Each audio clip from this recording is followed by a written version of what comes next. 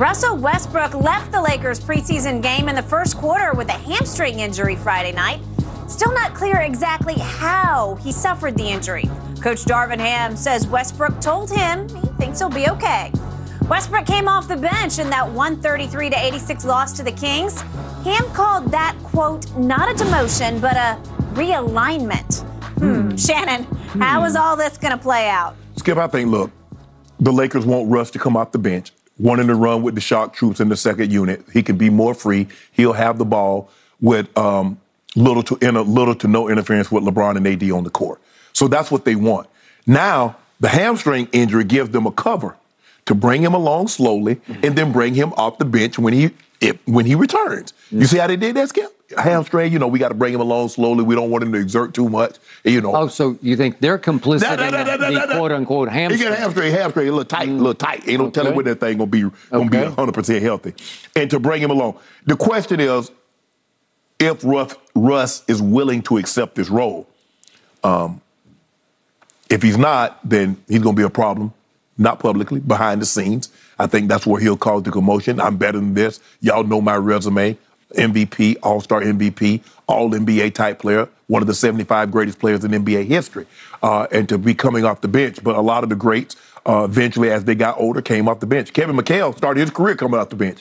Bill Walton was an MVP, Finals MVP, that ended up coming off the bench. So a lot of great players. Bob McAdoo came off the bench. A lot of great players have come off the bench.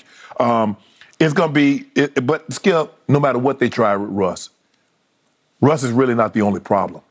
You don't get beat by 50 in a preseason game. No. They still can't shoot, they still can't defend, and they still can't rebound. And all of those issues That's kind of the sum total, right? And all of that's not Russ' fault. Oh, you can sugarcoat and say Russ need to do this, Russ need to do that. But there are a lot of things the Lakers as a team need to do better. Okay. I see this upside down from what you see. I heard the bombshell report that he's being realigned, not demoted, but realigned. But the latest report is they have re-escalated their attempts to trade Russell Westbrook. Yeah.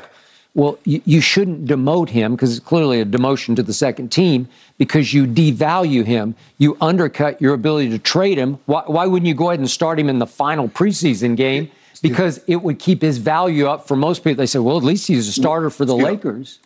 They already, whatever his value is what it is. Everybody know what you get with Russell. Everybody know what you get with Russ in year 15. Okay, so to me, I watched Russell Westbrook for 5 minutes total on, what was it, Friday night. It all runs together for me. If we could see what happened in those 5 minutes, please. It wasn't good. It wasn't good. Okay, so here's what we see. He tries that. That was a bad idea and way short. And then, whoops, we've seen that before. And then this one's way short. And then he just loses the handle because he's got the worst hands of any point guard I have ever seen. So that was it. Those were his 5 minutes. And all of a sudden he's walking off, and it was a little limpy, I guess, a little side to side, a little favoring the left side a little bit. I don't know what's going on, but he did not look happy in his new role because he starts every game with LeBron blessing him by hiking the ball between his legs. It's a big deal to me that LeBron James would acknowledge Russell Westbrook's greatness by hiking the ball to him because it's a ritual that started that makes him feel like, I'm bringing the ball. I'm bringing the ball up to like court. It's my team now. I'm the point guard here.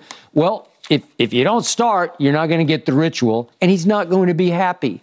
So all of a sudden, you're more stuck with him than ever because I think that was the first glimmer of how unhappy he's going to get. You know and I know, if you try to bring him off the bench and he plays, 15 minutes, maybe 12, 15 minutes, he's not going to be happy. That's an expensive-ass sixth man. Is it? $47 million? Are you kidding me? So to me, he's become nothing but a liability. I restate my position.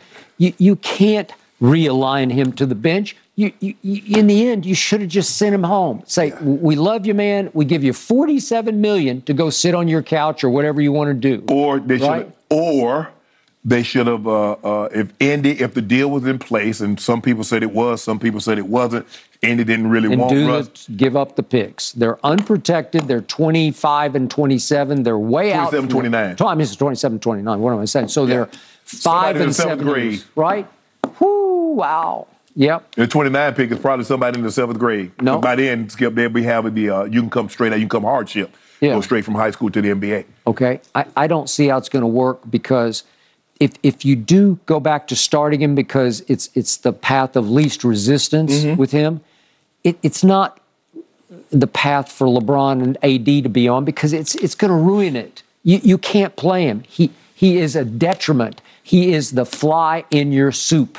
He is impossible to rise above for LeBron and Anthony Davis. They need shooters, Skip. Yeah. I mean that became it's been obvious, but it became painfully obvious to me because I'm looking at Sacramento and they got guys just bombing threes just left and right. Guys just and we just clanking and clanking and clanking. De'Aaron Fox just owns you. He just does whatever he feels like doing because nobody defends. I think Kendrick Nunn is going to be really big for us. I'll buy that. And look at Malik Monk. He go over there and just be shooting.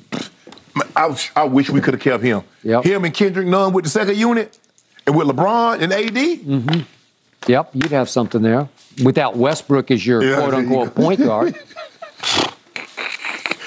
Shannon, your Lakers open up the regular season tomorrow night against the defending champ Warriors in San Fran. I don't think Russ so. is day-to-day, but AD's a full go with that lower back soreness. We're going to put some Up next for us here on Undisputed, how much did it mean for HBCUs to have Deion Sanders appear on 60 Minutes last night?